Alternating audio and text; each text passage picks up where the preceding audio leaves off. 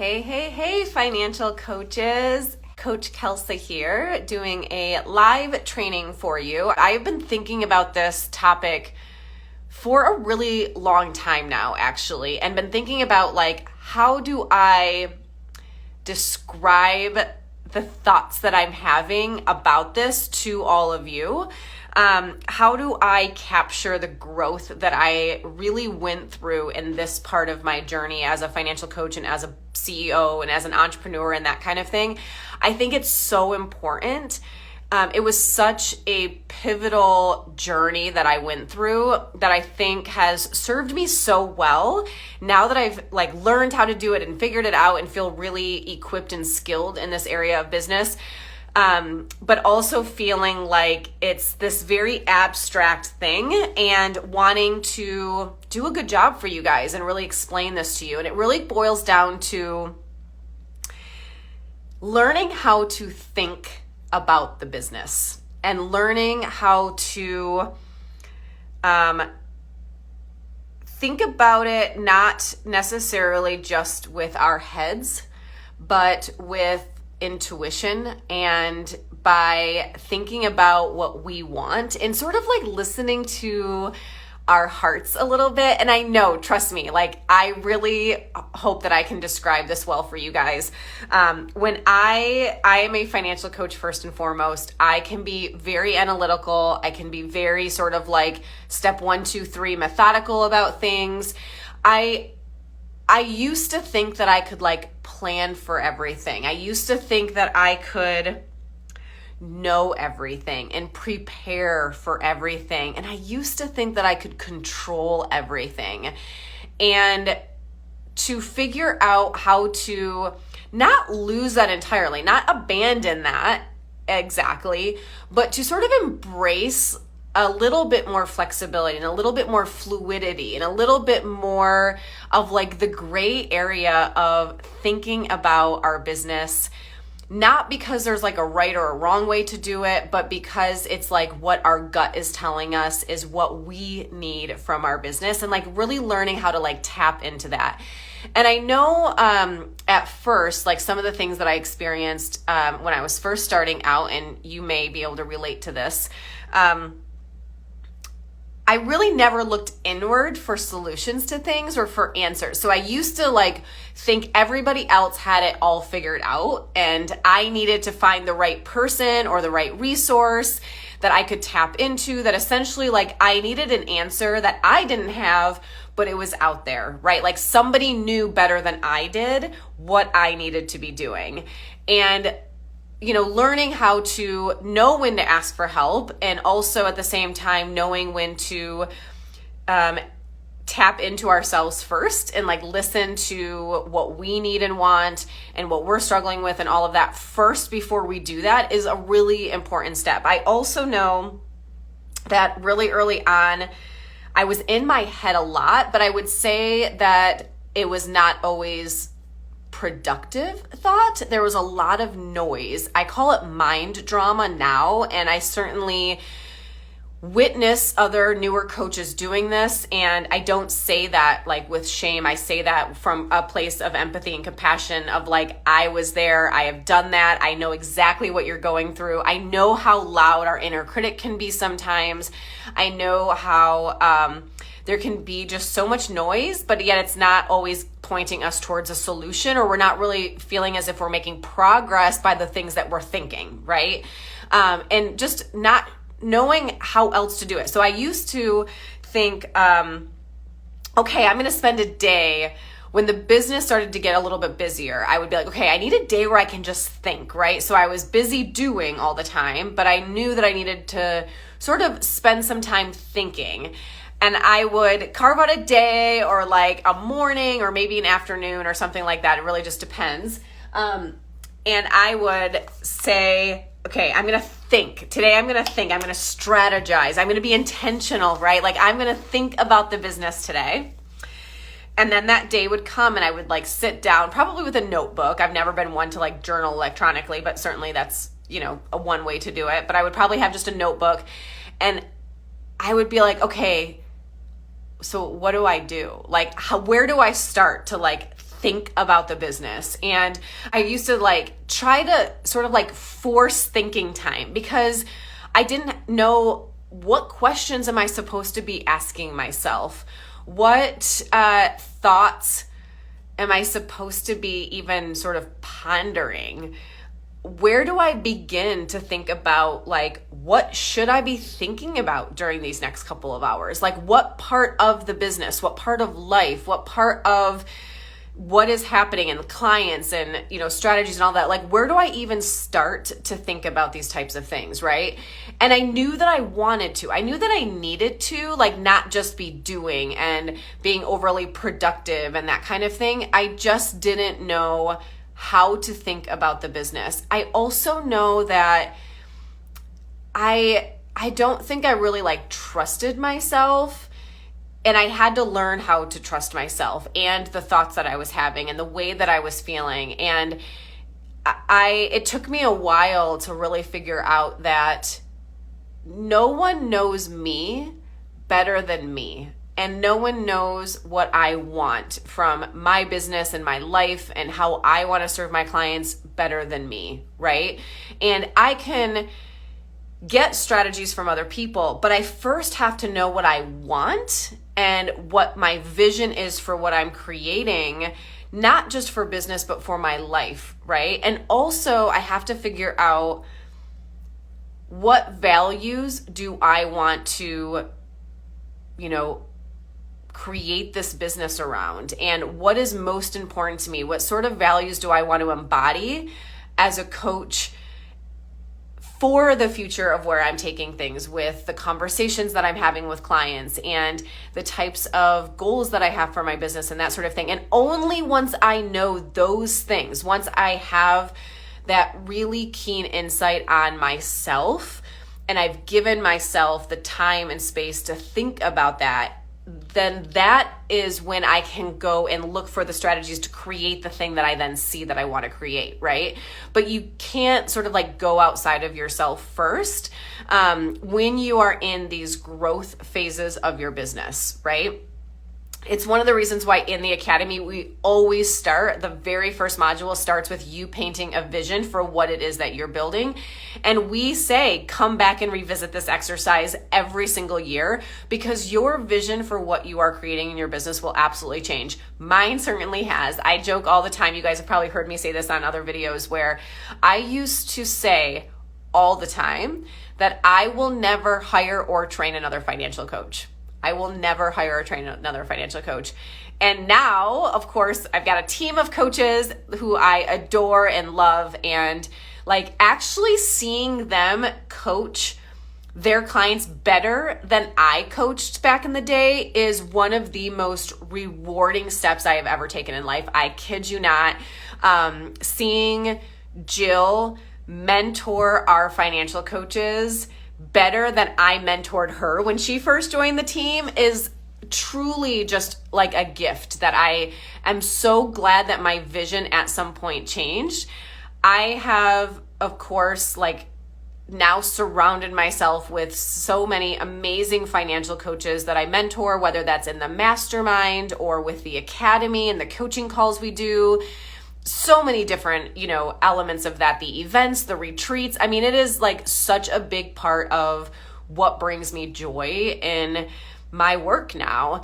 But at one point in my life, I used to say that that was not something I would ever do. And then my vision changed, right? But I was allowed to acknowledge that for myself. I was able to lean into that because of my ability to think about the business and really think about it, like not just do and take action. Of course, that comes afterwards. But if we're not careful, if we don't allow ourselves to learn how to really think about our business, and again, not from the like cerebral headspace all the time. Like, yes, that part is really important, but allowing ourselves to have the step-by-step way of like tapping into what our intuition and what our heart is sort of telling us, right? And I know that sounds woo-woo, trust me, like as a very analytical person myself, I almost think this is why we need to focus on it even more as financial coaches, because I don't think it's what we're going to do naturally or instinctively. I really don't. And I think we as financial coaches are amazing breeds of people, right? And I think that like the way we tick and the way our brain works is amazing, and it's going to serve our clients really well. And I think one of our natural limitations and some of our limiting beliefs or limiting patterns, if you will, is a really sort of overly analytical stance on things, sort of like a right versus wrong approach, or always thinking that there's a right answer. And so I need to go find it. And when we go find it, we're like looking outside of ourselves, right? And learning how to listen to our gut and our instincts and ask ourselves questions that we then ponder and reflect on and that sort of thing. Not only is that true like coaching skill and where great coaching will come from, so it's going to make us better for our clients, right? But I think it's a key skill in this business that we all need to have. I really, really do. And I think the sooner we can tap into it, the better, because we should start there. We should start with leaning into like what we know about ourselves, learning to trust ourselves, learning to listen to our instincts and our gut, and doing it consistently so that we know what we want. We know ourselves, we feel more grounded, and we feel more clear of like what it is that we're creating in the future. Then we can sort of like ask for help and we can see, hey, who's done it like this before? But otherwise we can get so much noise in our head. And sometimes I think so much of this mind drama comes from not clarifying what we want and sort of like narrowing down all of our options to this idea of like, okay, what do I truly want? But the noise comes from like seeing what everybody else is doing all of the time, right? And so then these are all these options out there, but we're not really stopping to think about, you know, what is it that's going to be best for me? What would serve me best? What do I love about what I'm doing? What feels natural and easy and like I could do it all day and never tire of it? And what are the things that I tolerate, that I don't love, but I do it because I've been told or I believe that it's what you just have to do. You just have to do it this way, right? I can't tell you how many times in the mastermind a coach will ask a question, and it's definitely a more vulnerable space. So I do think coaches feel more comfortable asking questions around this idea of like, in the academy, you say that this is how you guys do it. I don't know, that just doesn't feel right to me. And I was thinking of doing it this way instead, but I'm wondering, you know, what your take is on that. And we talk through it and it's like, yes, of course, like try that, lean into it. Like good for you for sort of like acknowledging and trusting that your perspective on this or what your clients need from you might be slightly different. But what they're learning to do is tap into their own thoughts, right? And be more aware of that. And I just think it's a really important skill to learn.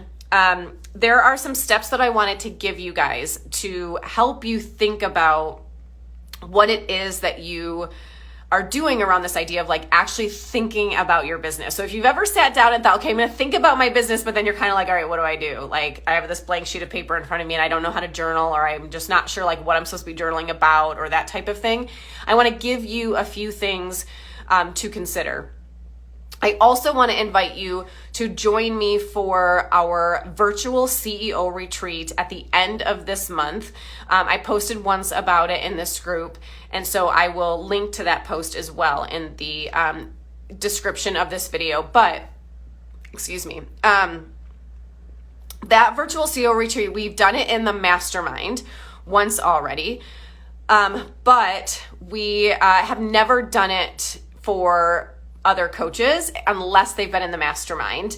But it was so impactful as far as giving coaches the skills of how to think about your business consistently, right? Like I do a CEO retreat for myself every few months. It is the time that I go into it with a completely open mind. So one of the other things I used to do wrong all the time was I would be like, okay, I'm going to do a CEO retreat for myself, and I am going to, here's what I'm going to work on. There's this one problem, I'm going to solve this particular problem during these 2 days, right? And again, what that really boils down to, this idea where I thought I could control everything. I thought I could know everything, right? When really that problem was just one element, probably of a bigger problem, or something else that wasn't sitting right with me, or I felt very unsettled about something in the business, right? And so what I ended up doing was designing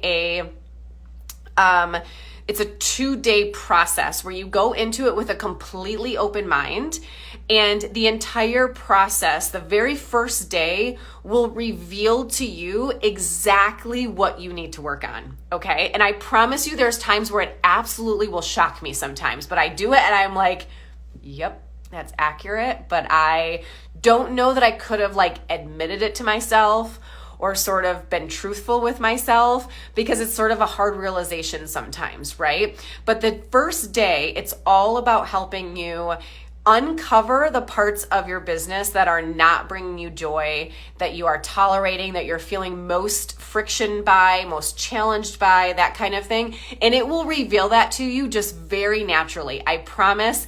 Ask all the coaches from last year in the mastermind how, and it can be about business. It can also be something that's like happening in your personal life that is impacting your business, okay? And again, that's why sometimes we don't always want to admit it, right? Because it's sometimes like a hard part of life to acknowledge, or it maybe involves someone that we love or care about or that kind of thing. But the first day, and then the second day is spent on creating a vision of what you would like to have that look like instead, and then a 12-month plan of how you're going to make that vision become your reality, okay? And that is the entire process, you guys. When I go every 3 months and I do my CEO retreat, I use the exact same process every single time. The results are different in the sense that like what I end up needing to work on is different. I've had some where it's like all marketing focused. Then there are some where it's like all client focused. Then there are some where it's like financial related, and there are some where it's like all personal, where I'm like, okay, I've got some things that I need to work on my personal life, and it's obviously holding me back in the business in different ways and that sort of thing. I do the exact same process every single time, and I've now been doing it every 3 months for years. And over these 2 days in the virtual CEO retreat at the end of this month, I am going to guide you through that entire process so that you can learn it. You're actually going to experience it, so you're going to do it, but then you're going to have all of the tools and the skills to be able to repeat this process for yourself for years and years to come. Again, I have now been doing this process for 3 years, every 3 months, and I do not see myself changing it anytime soon. Jill now attends the CEO retreats with me. She does her own thing. She does the exact same process. I do a mastermind with 8 other CEOs. Of all different, I've talked about this in other videos too, these CEOs that I just adore, and they are like my people. I love them. And I have taught this process to all of them as well, and they now use this process. So it is a really beautiful way of thinking about your business and your life, and coming up with solutions to create different for your future. And it's really awesome. I would love to teach it to you. We are doing it at the end of the month. It's on September 29th and 30th. It is called the Virtual CEO Retreat. I will link to, we have a post on our website where we talk about it so you can know the times and that kind of thing. It is 2 full days. The idea of it, just so you know from like a format or a scheduling perspective, is that we kick off in the morning for an hour. I facilitate the first step of the process, and then you will go for like 3 or 4 hours and you will actually work on that step. Okay, you will actually do the thinking work that you need to do, but I'm going to facilitate and I'm going to help you with that, right? I'm going to guide you through what you need to do. Then you're going to go do the work. We reconvene in the middle of the day. We talk about what some of the takeaways were, and then I facilitate the next step in the process, and I coach you through that. I help you know exactly what questions to ask yourself, how to think about this, and then you go back to work again on your own independently, where you will then do the thought work that you need to do. And we will do that for 2 whole days. And on the second day, we do a big wrap-up meeting at the end of the day where people share their takeaways. They share their 12-month plan that they've come up with, this vision that they've created for where they're going with their life and their business. And it is a really very meaningful, impactful 2 days. And I would love to have you join us. It's called the Virtual CEO Retreat. To register for it, it's $997. We are only accepting 20 people. All of the mastermind coaches are doing it as well. And so we can only have 20 more people because it is a lot of thought work, a lot of coaching by me, but it's a really beautiful journey. It's a very beautiful process that I would love to teach you and have you do so that you can replicate this over and over and over again. But before we do that, I want to give you some things to think about, okay? I want to give you a few questions you can ask yourself that I think will hopefully help you to the next time you want to sit down and like think about your business. What are some of the questions that you can ask yourself, okay? So the first thing is to feel really grounded in your values. And so this is something that we do all of the time on our team as well, where employees share what their values are. And really what you want to do is ask yourself, like, what do I value most? We like to have people narrow this down to 3 values. And then you want to define it. You want to describe that. So like, what does that value look like? What's it feel like? What does it taste like? Or if you were to envision that you see yourself living according to that value, right, in your future, what do you see yourself doing? What words would you describe in yourself to know that you are embodying that value? Like, how are you carrying yourself? What are you doing and not doing, right? Like, you want to get really clear, not just like on what the value is defined as, right, but like what that means for you. We can say the same value, but what it means to us can be very different. So I can say family, and you could say family is important to you, but what it means as far as like the relationship we want to have with our family, how much time we spend, the way we show up for our family, the way the relationships that we receive from our family, all of that can be very different. And so you want to get as clear as possible. Jill says CEO retreats are some of my favorite things to do. Some of my best thinking time, hands down. Absolutely. If you feel like everything feels urgent or everything feels important or I need to work on a million things, everything's a priority, then a CEO retreat is perfect for you because it helps you get hyper focused on what you need to focus on and why, and also exactly how you want it to look instead. So it's not just like, oh, I have this problem and now I know what the problem is, but it's like we'll be able to see very clearly how you want that to shift. And so instead of coming up, this is another thing that I think I used to do wrong all the time. And again, I think this comes a little bit from like this overly analytical sort of mindset that I used to have, can still have sometimes.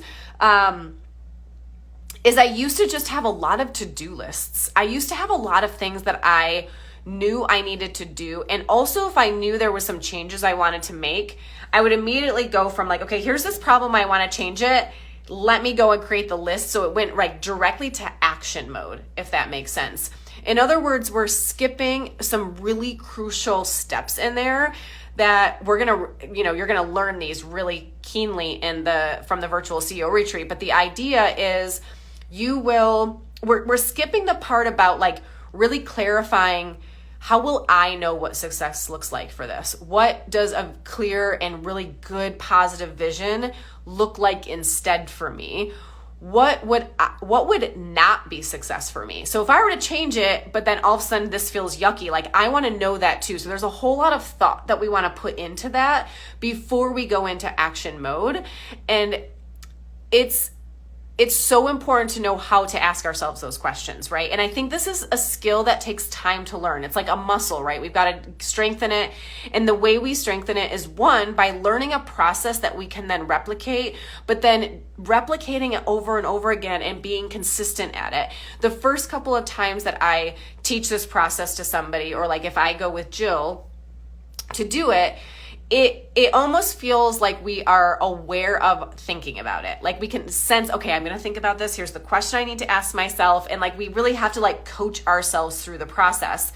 The more you do it now, when I go to do my CEO retreats, it just like flows right out of me. Like I've learned how to be more efficient at it because through consistency and doing things over and over again for ourselves, we learn to master things, right? Like we become more skillful at the various things we need to do for ourselves and our business, and thinking productively about our business is one of those things. I'm telling you, it is so important. So what I want you to do is really think about your values. What is most important to you? How exactly does that look for your life if it was like the ideal scenario, okay?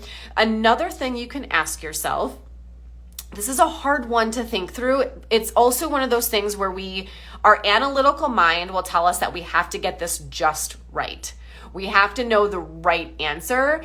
And I think it's kind of impossible to know the right answer for this. It's so fluid, which is why it's so important to ask yourself this every few months.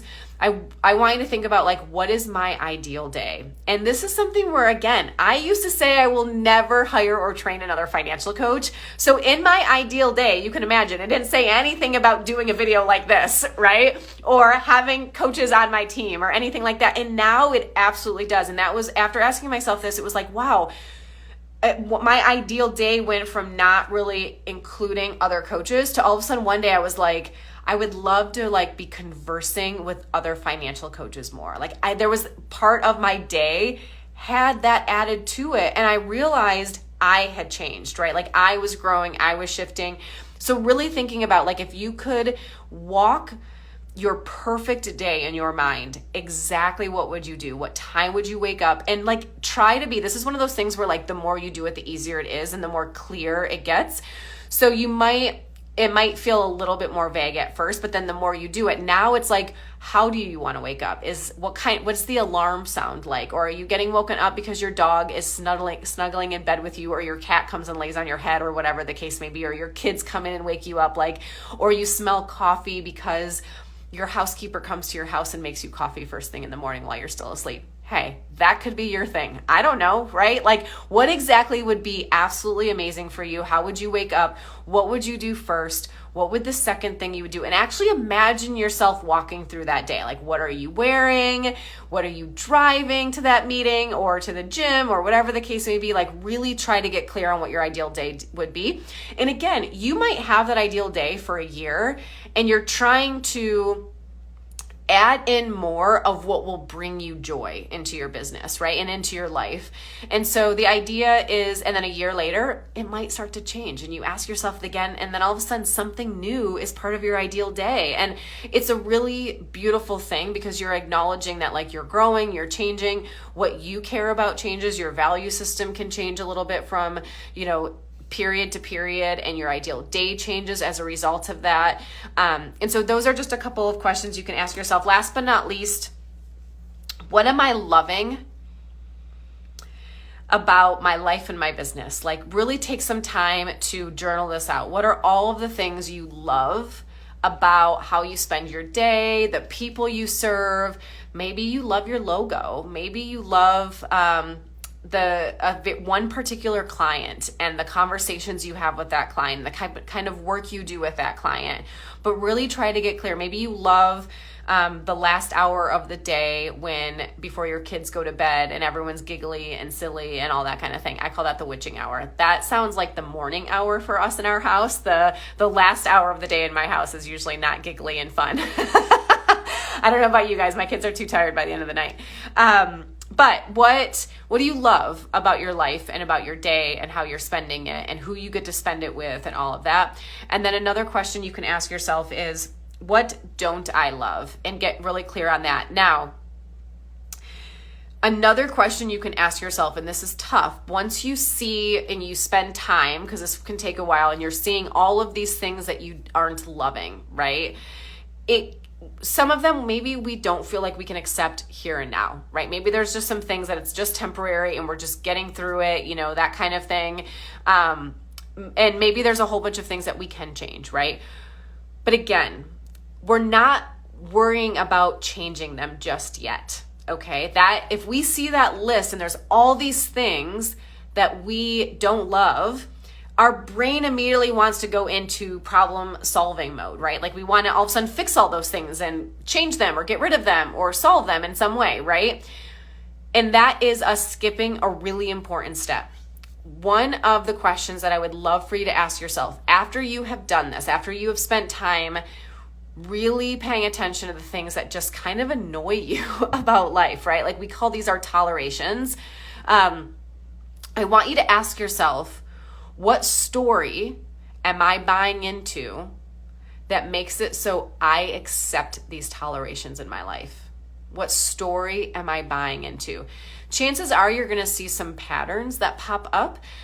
Sometimes when I do this, it's all like home disorganization, right? So like when my kids were young and it felt like my home was being overrun by like kids' toys and, you know, all of that, I realized that a big part of it was I didn't feel comfortable or creative in my home for a little while, right? And so what was coming up was like all of this stuff. And the pattern that I was personally buying into, or the story, that I was personally buying into was growing up. So this, I don't know that I've talked about this a whole lot on a video before, but so here you go, insight into Kelsa. Growing up, my mom was and still is a hoarder. Full-on hoarder. So I grew up in a very cluttered home.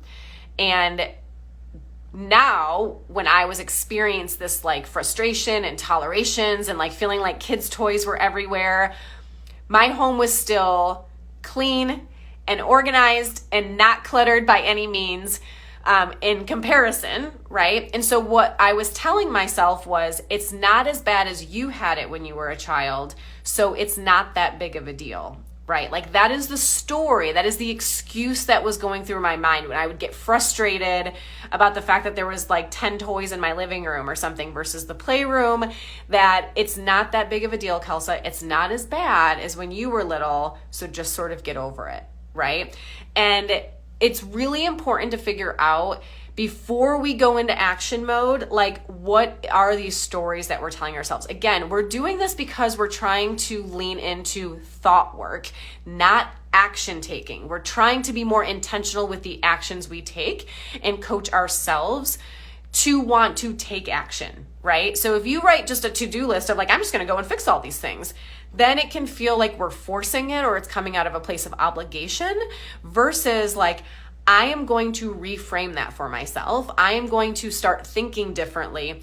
And then taking action is going to come from that place. It's going to come from inside versus like some solution out there, like let me go watch HGTV or hire a professional organizer and tell me how to do all of this, right? It's not to say you can't go and do those things. It's just to say that like we want to reframe and coach ourselves first when it comes to taking action. Now, sometimes when you make this list, you're going to see a whole bunch of business things, and maybe all of the business things are around marketing for one CEO retreat that you do, or another list of tolerations might have to do with like systems and just feeling like you're doing everything manually and you can't keep up, and like you sort of have this fear of like, God, if I were to get busier, then things are going to fall through the cracks because I'm doing everything very manually right now. That can certainly be, depending on where you're at in business. This is why it's so important to have a good process that you can go through over and over and over again, because the process stays the same. So you get really good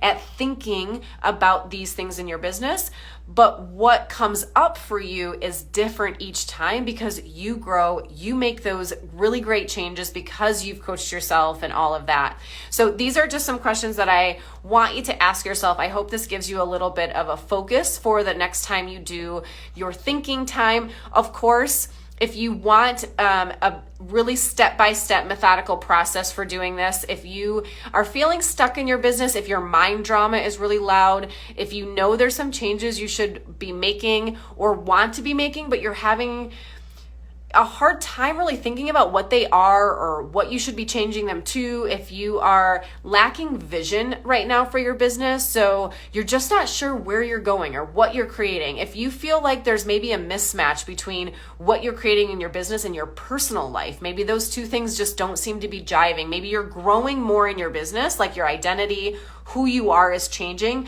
but maybe you're still feeling a little stuck in how you're seen in your personal life. That is also a good indication that the virtual CEO retreat could be really good for you as well. If you know thinking time is important in your business, but you're just not sure how to tap into that and do it better. If you're not sure how to listen to your instincts and listen to your heart better as an analytical person, as a financial coach, if you want help sort of bridging those two things between being analytical and financially minded and, being really good at controlling things and preparing and planning and all of that, with having a process of sort of like trusting ourselves, letting go, allowing ourselves to experience a journey of doing really important thought work for our business and our life, then the virtual CEO retreat would be perfect for you. I will link to the registration in the chat. I will link to the article where you can read more about it and see the schedule and like that kind of thing. But I would love to have you, if you have any questions about the retreat, please leave a comment in the comment section of this and I will be happy to answer it for you. So anyway, let me know a takeaway that you got from this video. I would love to hear from you. Okay, see everyone later. Bye.